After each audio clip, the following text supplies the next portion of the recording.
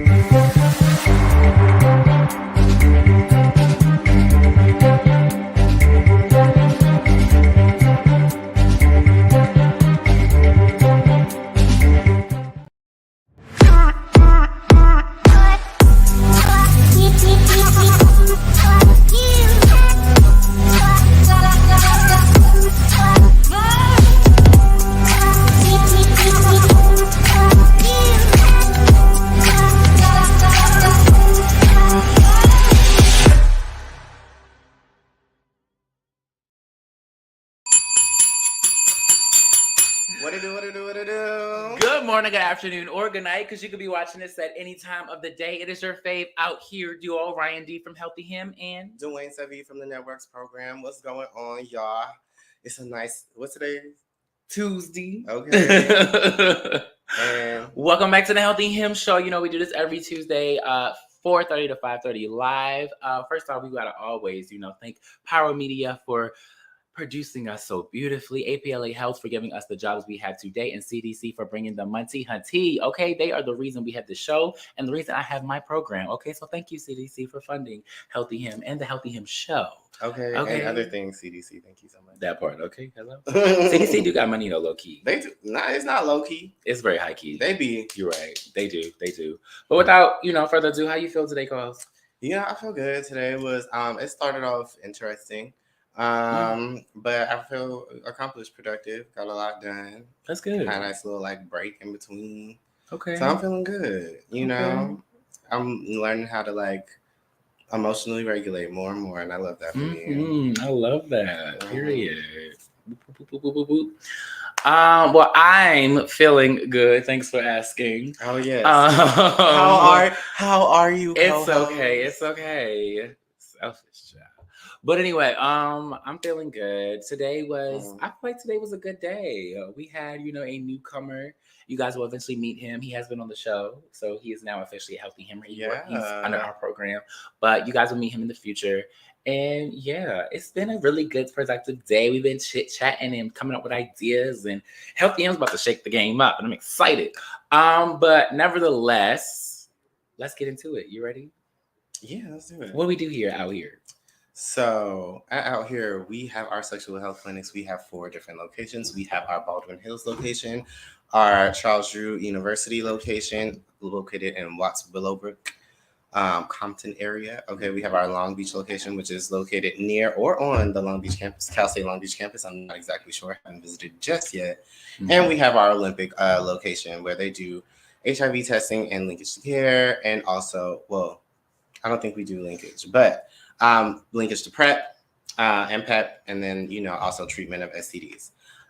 What Networks does, however, is we incentivize the people. $25 to get a rapid HIV test. If you bring a friend, we'll give you an additional $20 on top of that. And if you keep bringing a friend, and we see that you've been consistent and, you have a passion for it outside of just getting the coin, you can even have the opportunity to become a peer health educator, which, basically is a recruiter of some sorts, basically brings the people in to get tested, and that is $50 a month.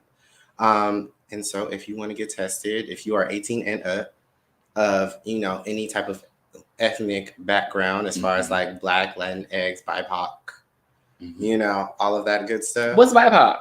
What is BIPOC, co-host? Go ahead. Black, Indigenous, people of color. Is there an and in there? Or it is. It's Black and Indigenous people of color, but you can be Black and Indigenous, so you gotta throw that curveball on them real quick because people be forgetting that you can be both. But yeah, so I just say that because you could be but you could be just Black Indigenous. You could. This is a very good point. The girls would be like, I'm Native American. I'm like, I'm Native American here. All of that. But back on topic of networks. Go ahead. Yes. Okay. So you are 18 up and BIPOC, okay, come see me. You can ask for Dwayne at the Baldwin Hills location. I'm also at the CDU Charles Drew location. You know, every now and again, You because everywhere. I am. You out here. I'm out here. I'm out there. Okay, hello. Okay, I'm everywhere. Ooh, bars will not wrap it up. Not at all. But let's get into. We also do prep outreach as well, too. Okay. So if you want your college, or you want your friends or anything like that to know more about prep, you can see my coworker AG or my other coworker Esme, and they will set something up to have a nice little presentation. We'll bring snacks and stuff. Okay, notice I said snacks. Let's not get carried away. But yes, you talking real low today. You good? I think it's really calm. I'm relaxed. Oh, okay.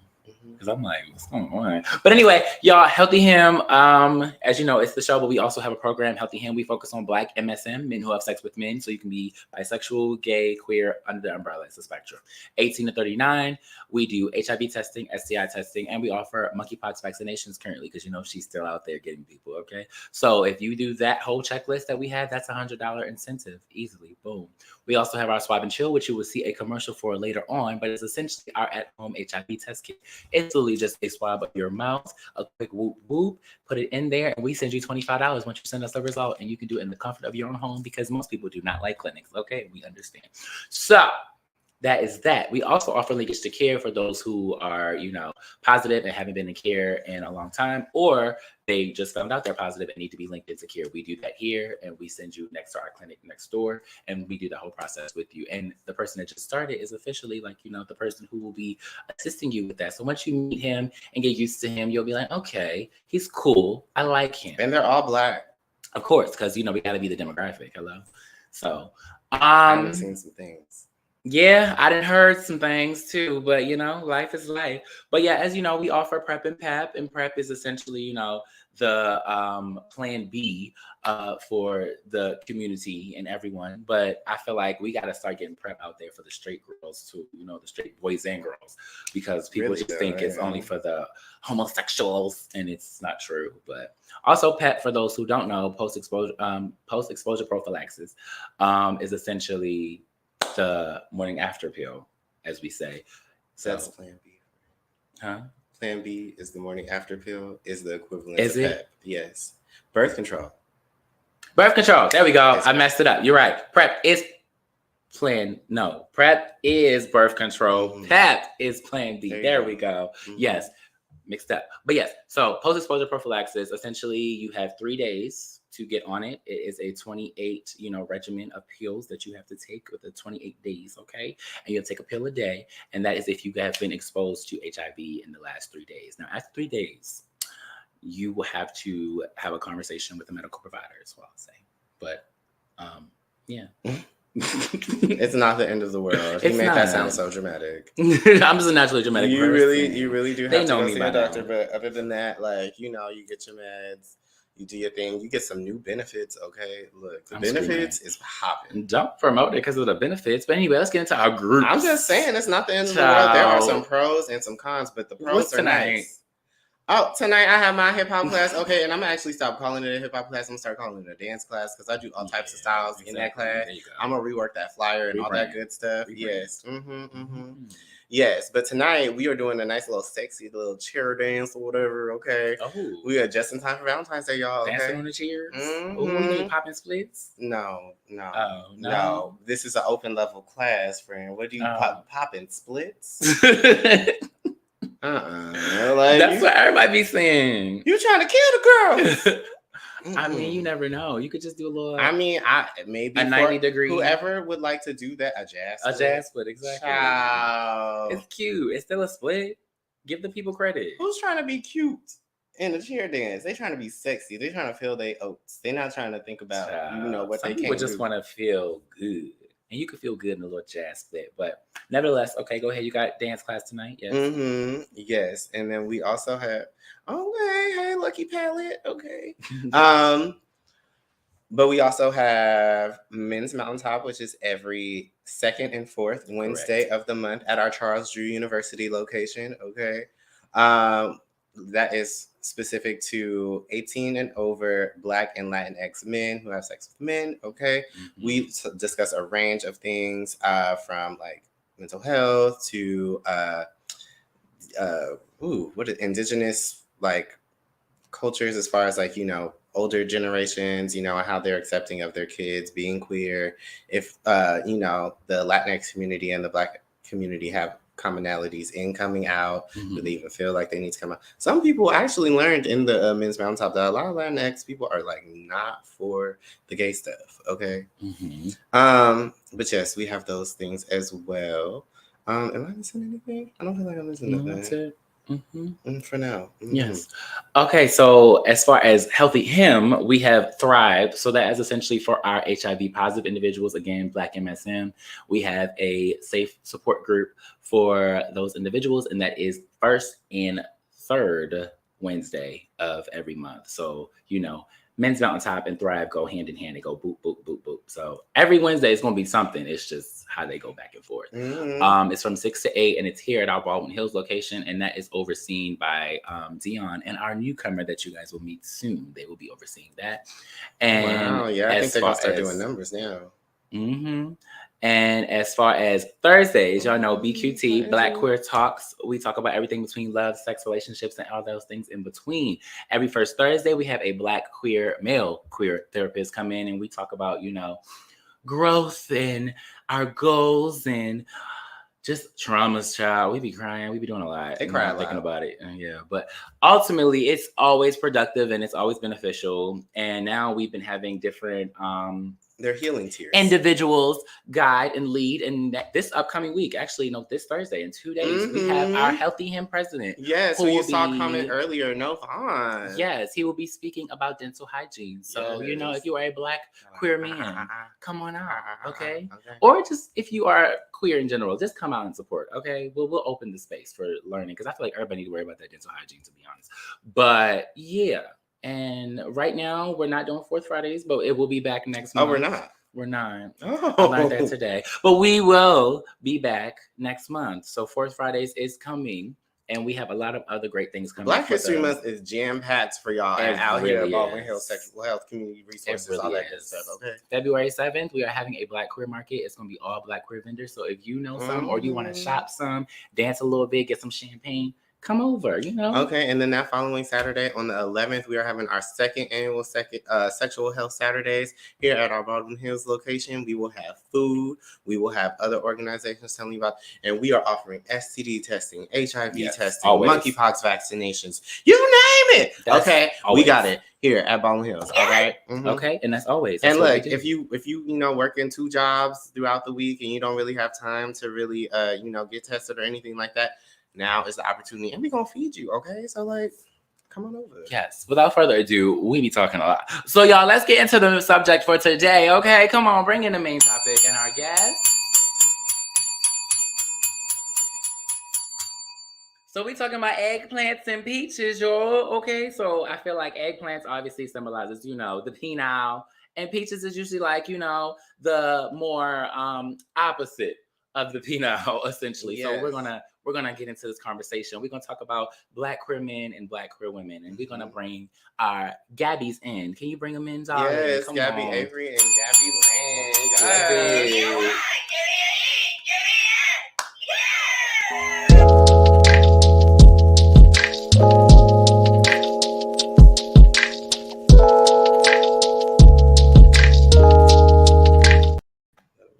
Hello.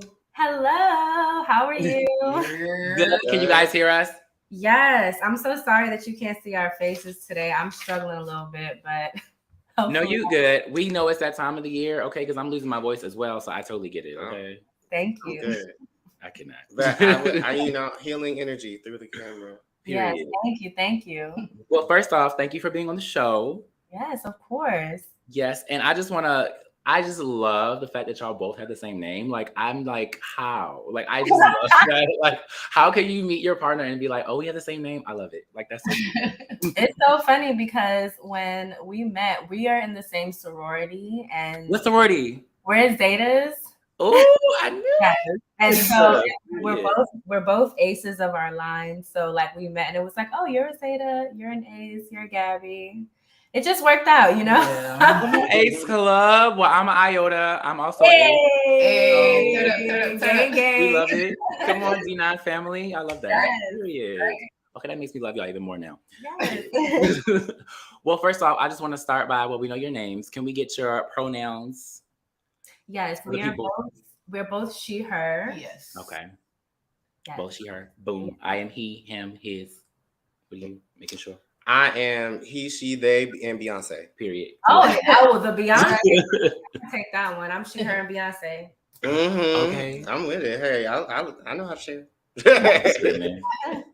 But yeah, so the conversation today, we really want to talk about, I feel like there's so much division between Black queer men, and you guys identify as queer, correct? Yes. Okay, making sure. So there's so much division between like Black queer men and I feel like Black queer women. And like, full disclosure, I always talk about it. I was raised by a Black queer woman. Like my mother's gay. Wow.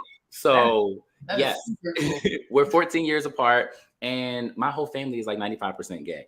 Wow. So it's always like, I know it's crazy, but it's always like a subject. I'm like, why is there such a division when we're so like the same? To me, at least, I feel like we're so the same. Why do you guys feel like there's a division, or do you think it's a division, or why not? That's so interesting. So from my point of view, I have never felt that division on a personal level. Even before I considered myself queer, I've always loved Black queer men. I just feel like, to me, the connection that we have with them is so superior. So I don't personally have experience with that, but I haven't been out as queer as long as my wife has. So yeah, I agree with you with that statement, and I've been trying to figure it out for a while as well. And I know from my experience, with me being masculine presenting, there's like, you know, from, like I said, from my experience, it seems like gay men, especially like flamboyant gay or queer men, seems to be highly accepted by women, right? Especially heterosexual women. But there normally isn't a place for us masculine presenting women to fit into.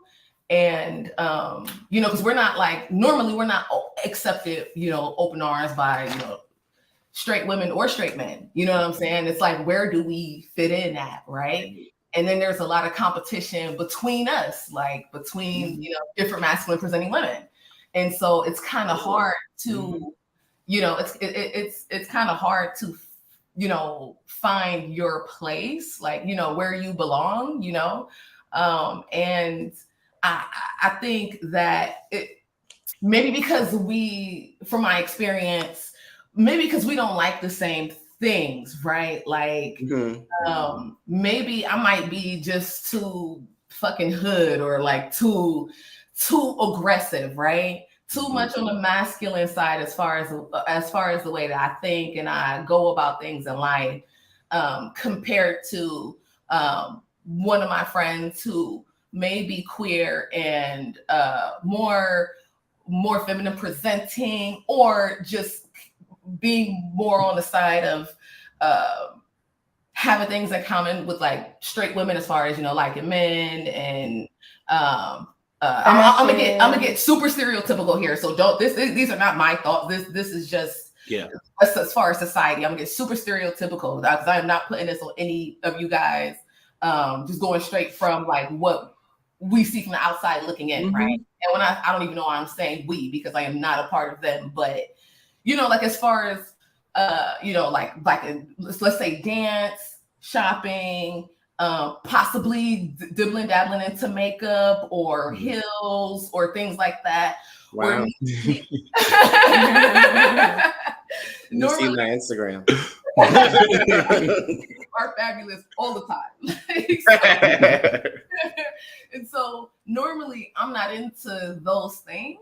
And so, you know, I'm more into like sports or, you know, like different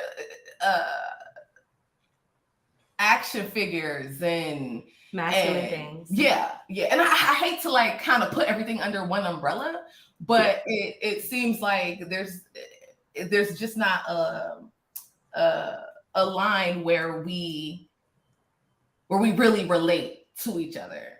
And it's almost like we kind of just fall into whatever society has already set up for cisgender men and cisgender women. You know, we just like fall into that. Right. Yeah. I mean, me personally, I've never really felt the division like consistently. Like I've had run-ins with like masculine presenting like Black queer women. Yeah. But I feel like typically that's, I mean, it doesn't happen often, but when it does, I feel like it's more of like a way to make themselves feel like more masculine and like better about themselves. Because usually, you know, depending on the day, I'm either masculine presenting or feminine presenting. It all depends. Yep.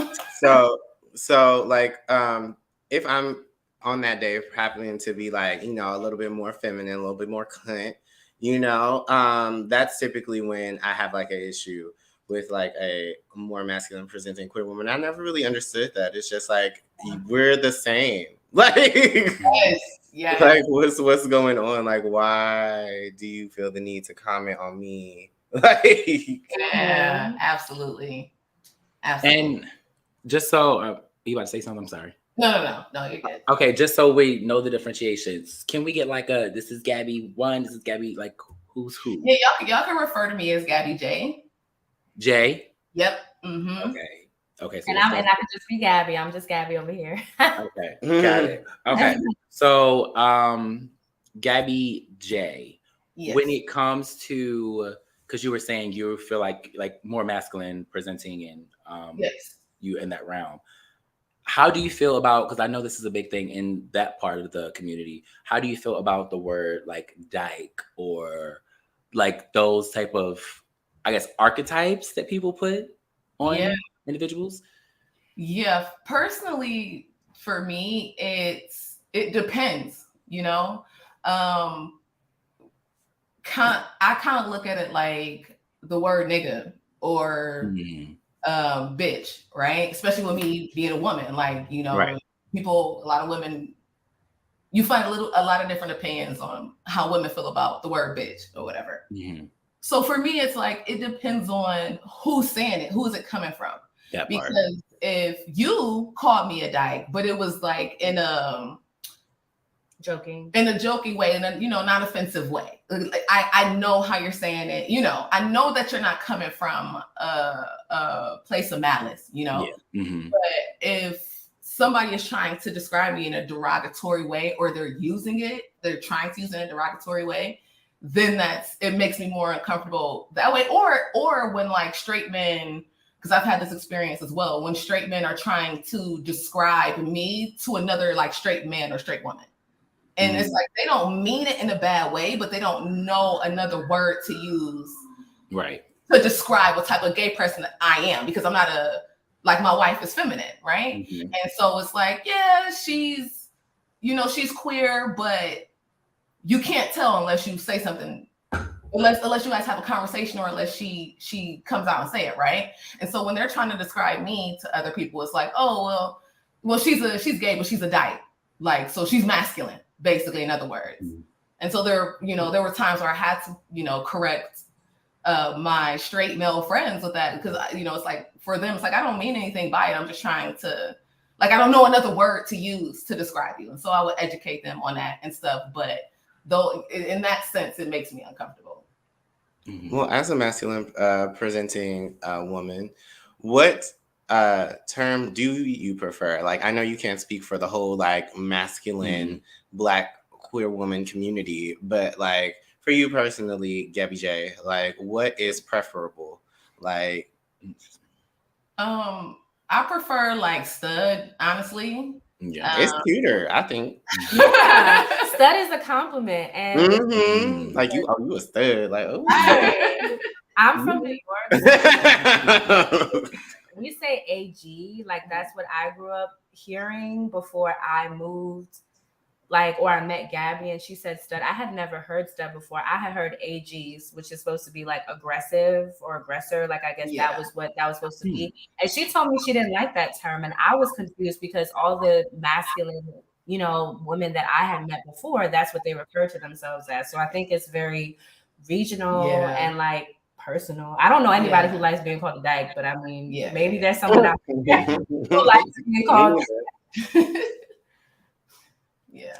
I would say, you about to say something? No, go for it. Okay, I'm trying to make sure it's silent before I speak. But I think we can all agree that there is not really many spaces for Black queer individuals at all in LA. In my opinion. Yes. I do, however, feel like Black queer men do get more spaces than Black queer women. I agree with How that. do you guys feel about that?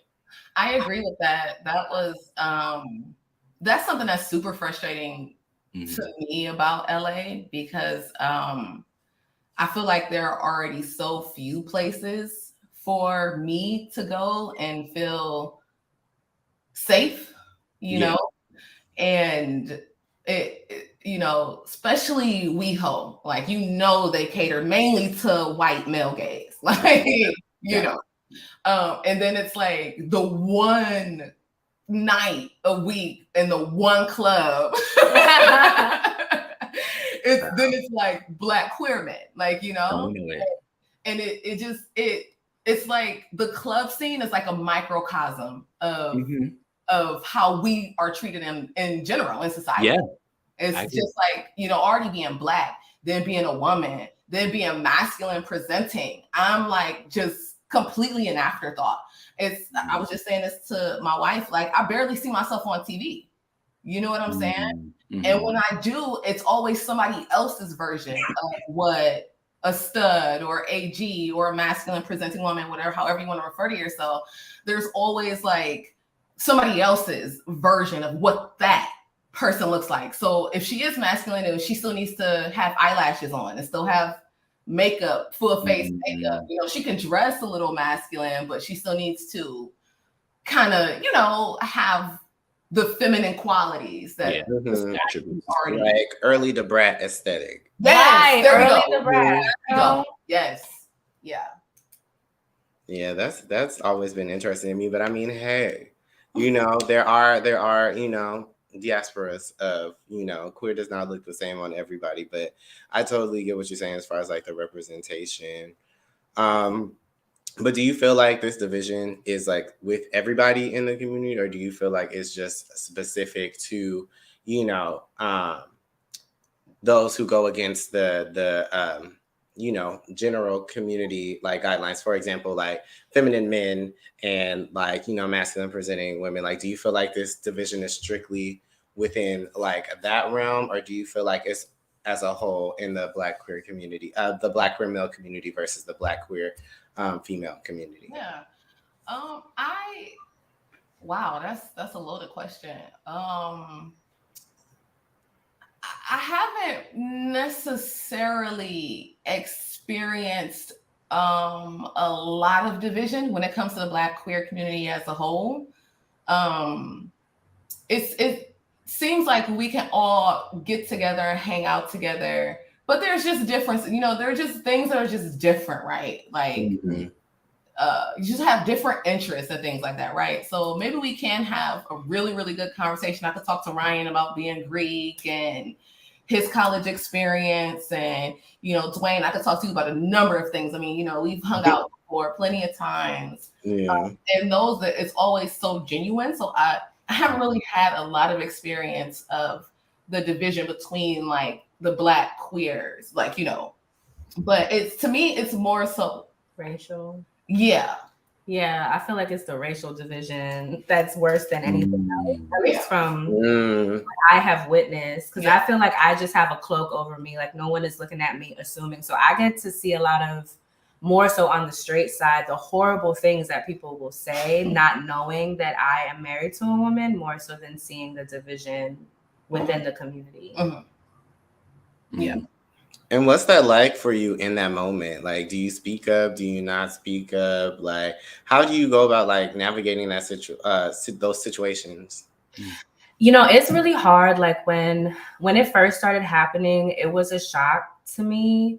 And a lot of the time it would be people that I didn't know. So like I would be like on the bus or something, and then they would see a gay person come on the bus and they would say something to me. So at first I really wouldn't say anything. And it wasn't until I had a client, they had like a media company and I do social media management, and it was Pride Month. So I was like, okay, well, it's Pride Month. We obviously have to post something about this. And they didn't want to because they were like, oh, you know, our community, like they don't really resonate with that. And I'm afraid that if we post something about that, you know, people will unfollow us or they'll get upset. And at first, you know, I had spoken to my wife about it, and she kind of had spoken to me about the best way to deal with it and say like, you know, what to say. But she was like, I don't think that you should fire this client.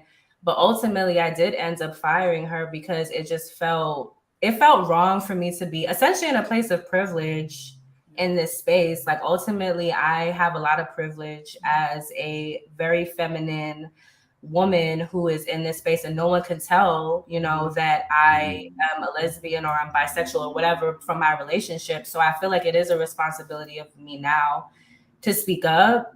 It took a while for me to get here, but now I feel like I'm quick to curse somebody out. Like as soon as I be looking at people, like I will say wife and look at them in their eye and just wait for a twitch, for anything. Like I'm like, I dare you. Okay. All right. We're good. I feel that. I love that energy. Yeah. Okay. And Gabby, I love that you said like you are aware of your privilege, because I was going to get to that next. Like, I feel like what? Well, last statement, then we got to cut to commercial. Oh yeah, you did that commercial. You're right. Mm-hmm. Actually, we'll hold this for commercial. We'll be right back after this commercial, y'all.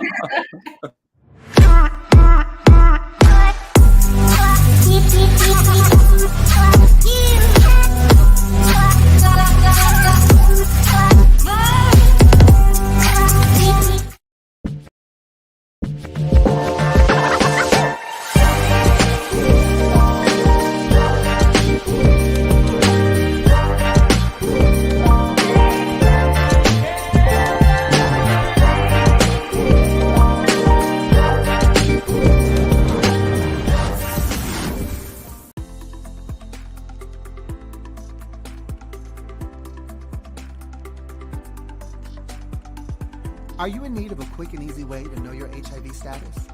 Swab and Chill is a discreet way to learn your status in the comfort of your own home. The process gives you results in 20 minutes. Swab the upper gums, swab the lower gums, and voila! Simply follow the colorful step-by-step instructions located inside the kit. Or call APLA and we can assist you virtually. In addition, all kits include condoms and lube for that penetrative fun.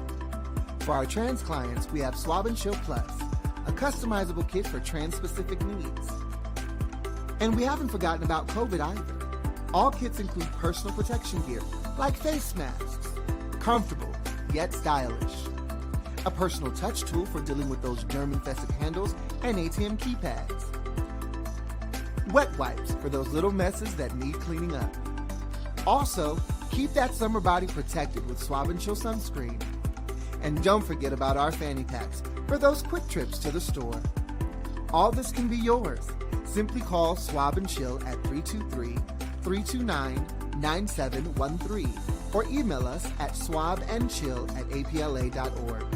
We would love for you to be part of our Swab and Chill family. Come Swab and Chill with us!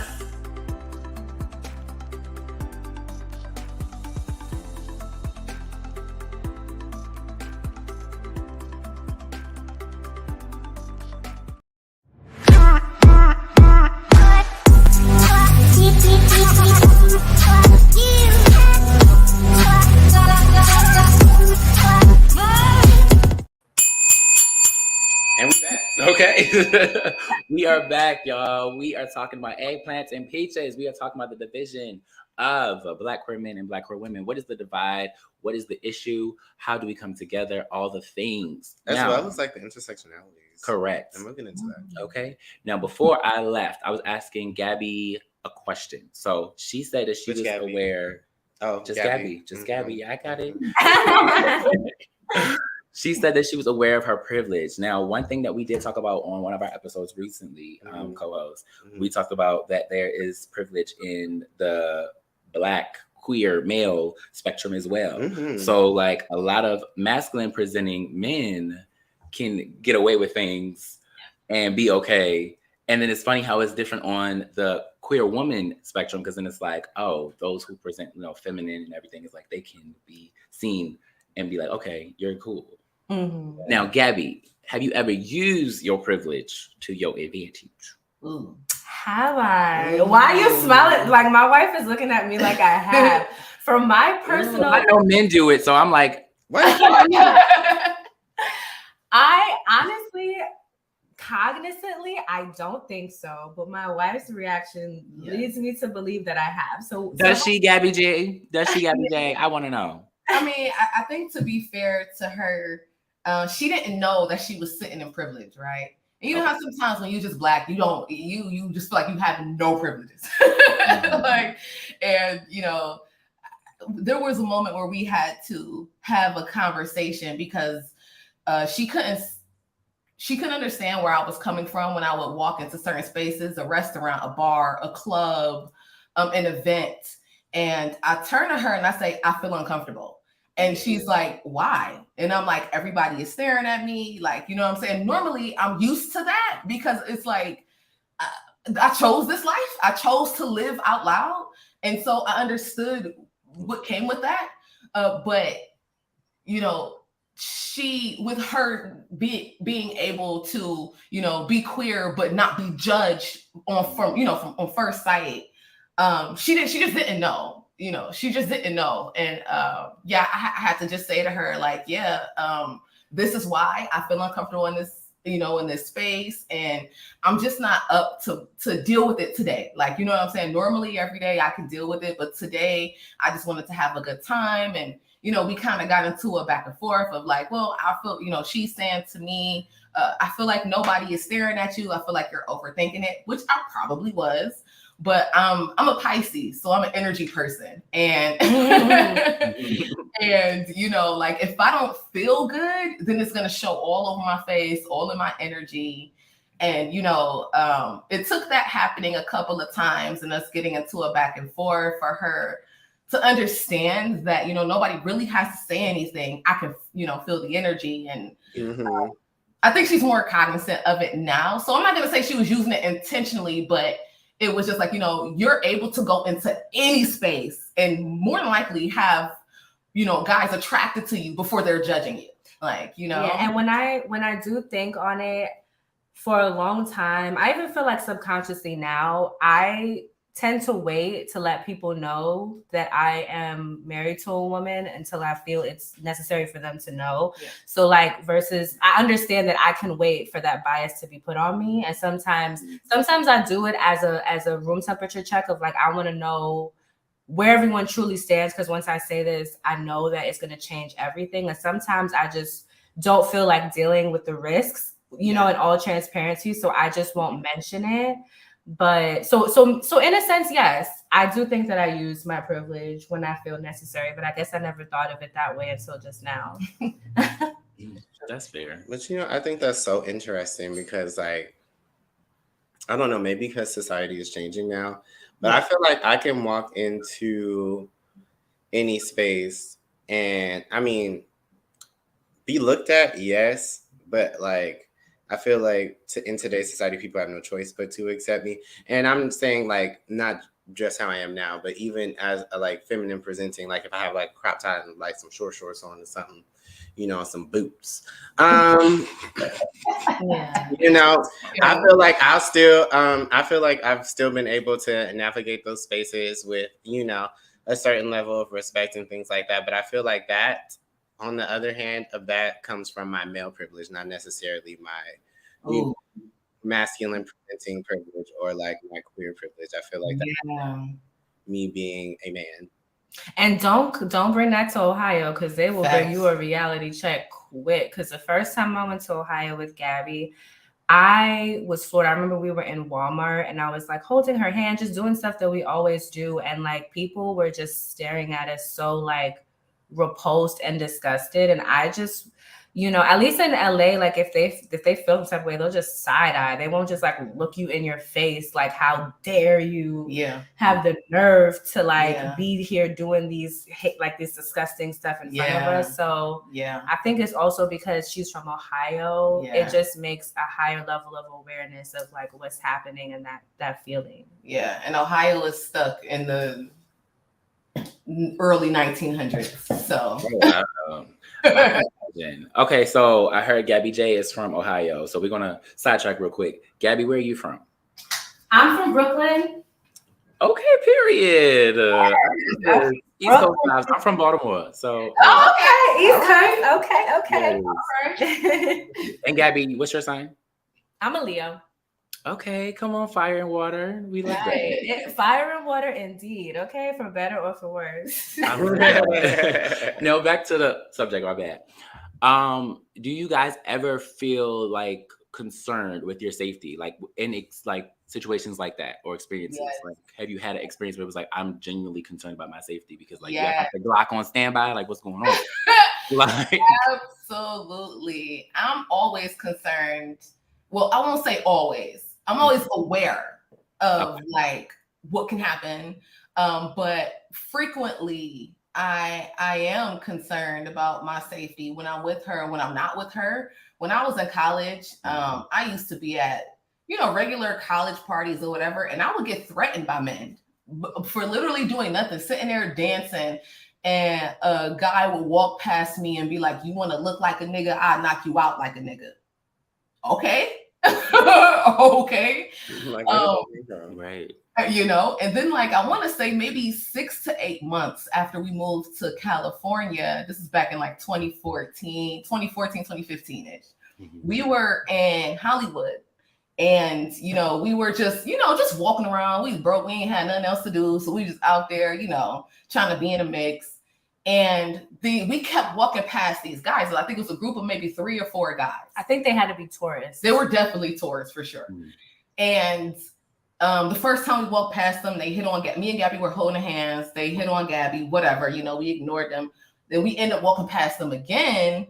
And, you know, he made a comment to me like, you know, I can give it to both of y'all, basically. I'll give it to both of y'all. You know what I'm saying? Like, I don't just want her. I can have both of y'all. So I'm just looking like, all right, like, I'm not even going to engage in this.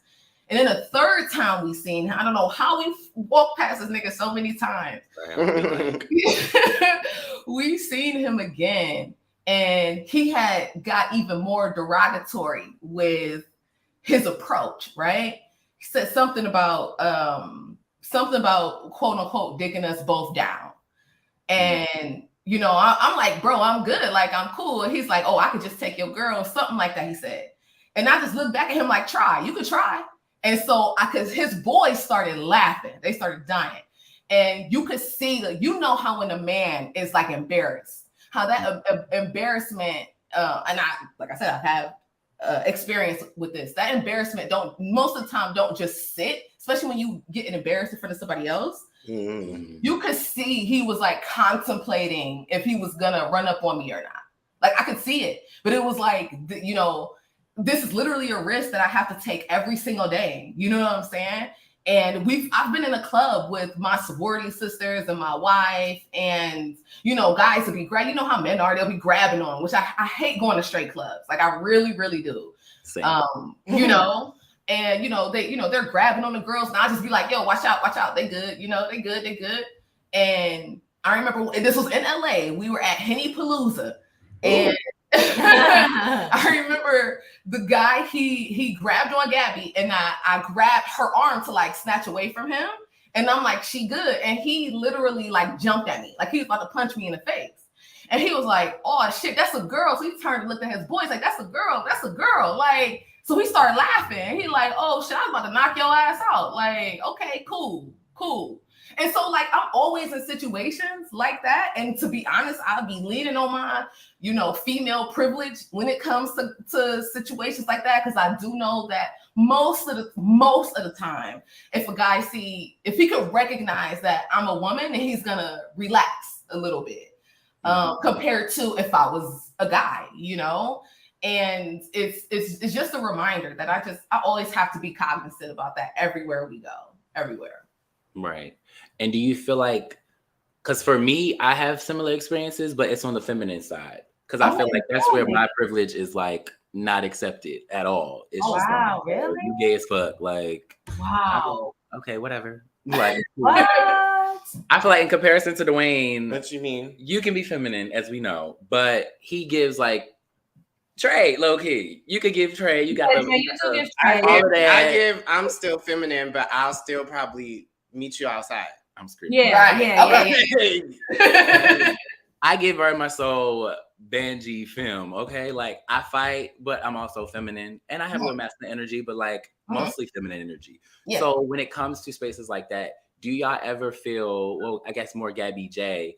Do you ever feel like it's the fact that people are intimidated, or what do you think? Yeah, I do think that I make guys very uncomfortable, and I think I make them insecure. To be honest, That's the word. That's I think I make that's them. the I word. Yeah, because I frequently get how did you get her? How did you get her? Like, she doesn't even look like she's into women at all. And I think for the guys who are just cool and open enough to ask me that, just trying to figure themselves out, I guess, we can have that conversation. But then there are certain guys who, for instance, we were just in New York in August, and it was this older man.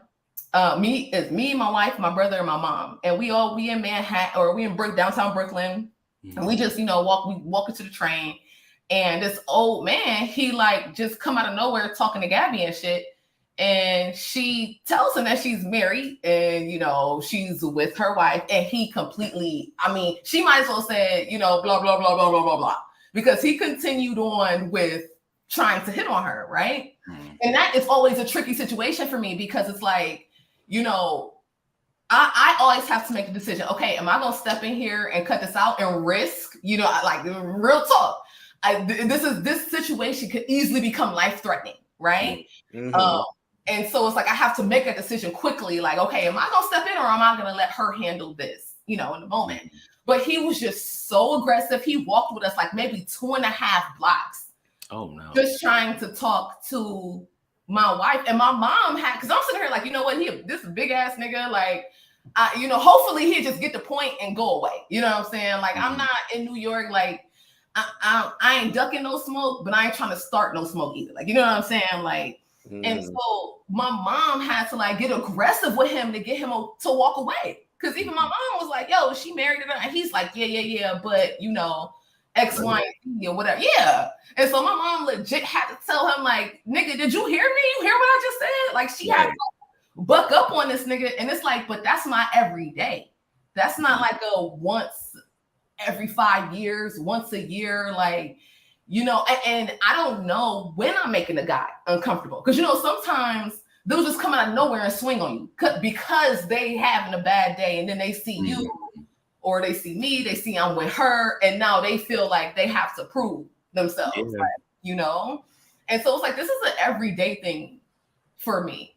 And I just know what it is, you know what I'm saying? And like I said, I ain't ducking no smoke. It's just me making that decision of like, okay, every time I step out this house and go into a different area, walk down the street, walk to the train, whatever, my life is constantly at risk depending on how an insecure man is feeling that day. That part.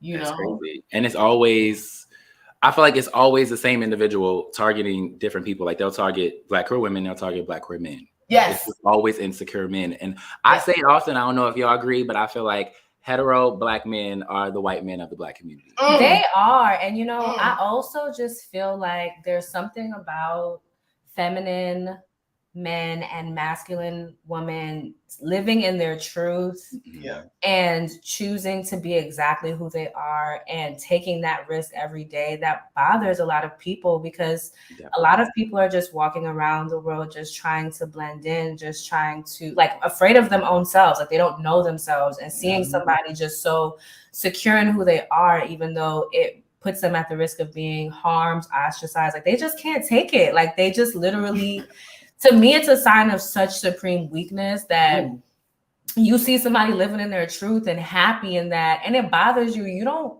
what they do in their bed does not impact you. How they dress has nothing to do with you. So why are you so mad? Like, get a life. So I had a question like pertaining to this as well, because I mean, obviously, like, you know, this hetero man is going to, you know, try to, you know, finagle his way into like, you know, either one or both of y'all's, you know, lives. But does that ever happen within like, you know, the Black queer female community? Like, for example, you know, you two are a masculine, and one is masculine and one is like a feminine presenting couple. Do you ever get like, you know, other femmes coming up to Gabby J and like trying to, you know, shoot their shot and be like, oh, well, you know, why are you with her when, you know, you could be with me and like we could be cute together and share clothes and stuff or whatever? Yeah, it's so interesting. I personally find that women who are attracted to masculine women, or maybe just my wife, are very aggressive. Like they be acting like they ready to fight me to the death. I be like, girl, like, damn, like they be so, because I remember, so when we were in college, we met in college, and then after dating for a couple of months, right? Maybe like 2 months, we're lesbians, you know, whatever. She came whatever. She came to move to my school.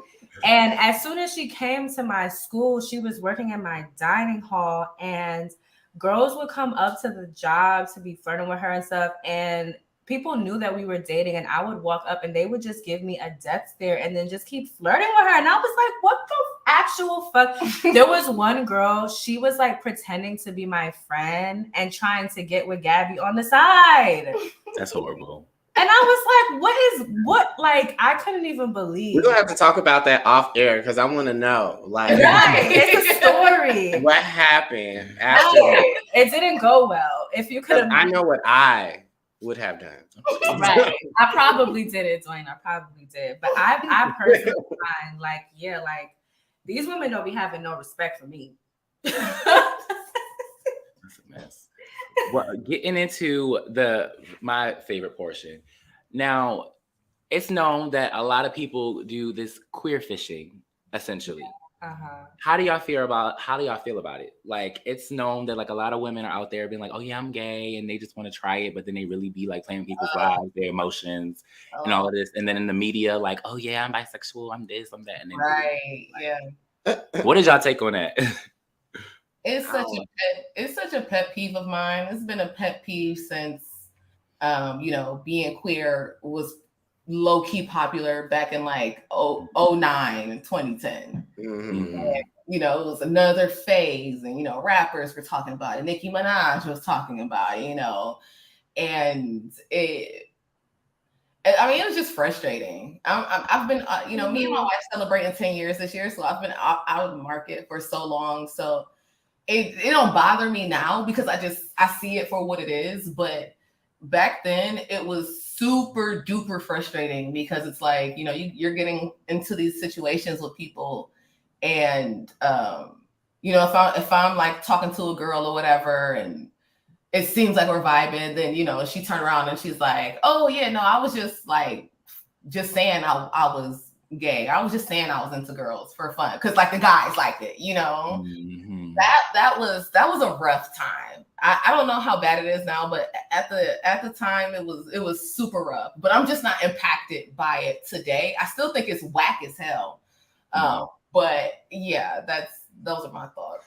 I just feel like I'm bisexual, and I feel like that makes being bisexual very difficult. There's already a stigma when you're bisexual that you're greedy, that you can't pick a side, whatever the situation is. And I feel like with that added on to it, I swear if I wasn't married to my wife, I feel like it would get no respect. I feel like people are like, oh, you're bisexual, you married a woman, interesting. But without that, before that, it's like if you're bisexual, it doesn't get any type of warrant because a lot of people who queer fish will use that. Yeah. And it's just frustrating. Like, I feel like being bisexual is like so challenging in that sense because no one takes your sexuality seriously. Yeah. And as far as the media goes, how do y'all feel about the representation of, because I know Gabby J kind of got into it, like not seeing herself in media, but how do y'all feel about the representation? Like right now, I feel like a notable Black female couple is Jessica and Niecy Nash. And I a big Essence poster of them in my apartment right now. But like, how do you guys feel about them and other representation of like Black female queer love? Yeah. I feel truly like sometimes I see at least fictional representation and it's very frustrating to me because I will see it and I'm like, that's not how people I know act and dress, and especially when it comes to masculine women and how they're represented, I feel like it's very inaccurate. And it is like, I know so many studs. I see so many studs when I walk around every major metropolitan city, and I'm just confused as to why the media tries to act like they don't exist and they're not desirable and they're not high in demand. Like it's just weird to me. So yeah, I feel like there's still a lot of, like, I love like Niecy Nash and her wife and Young and May and all of that, like, and Lena Waithe. It's like, it's amazing to see that it's starting to change. But for me, it's just like, damn, like, how are y'all in these writing rooms and have no idea that studs exist? Like, it's not making sense. Yeah, I do feel like feminine presenting gay men have more of a foot in media. I feel like it's on TV, it just feels a little bit more acceptable because they can play with it and they can make fucking jokes about it. And, you know, she's always the best friend to the lead character or something stupid like that. Stereotypes as fuck, but yes. Yeah, but that's right. Yeah, we progress from the stereotypes. Yeah, that's how I feel. Like, can we progress from the stereotypes? You know what I would love to see? I would love to see a show about a feminine gay man and a masculine gay woman who is, they're both Black and they're like roommates trying to live and figure out life. Wouldn't that be amazing? And it's like their love stories and like they're dating. Yes, you gotta do that. That would be cute. Girl, you better pitch that. Somebody gonna steal it. Right. But we are coming up on the end of the show. And I would like to say thank you so much, Gabby J and Gabby, for being here with us and discussing and really opening up, not only and let us into your relationship, but into your experiences. Yes. Hopefully we'll see y'all again because we do have an episode coming up on, you know, Black queer entrepreneurs and things like that. Please invite us back anytime, and I promise y'all will see my face next time. Okay, I'll be ready for y'all. We gonna have more because we didn't get through this episode. We got too much to talk about. So we gonna have y'all back for sure. Yes.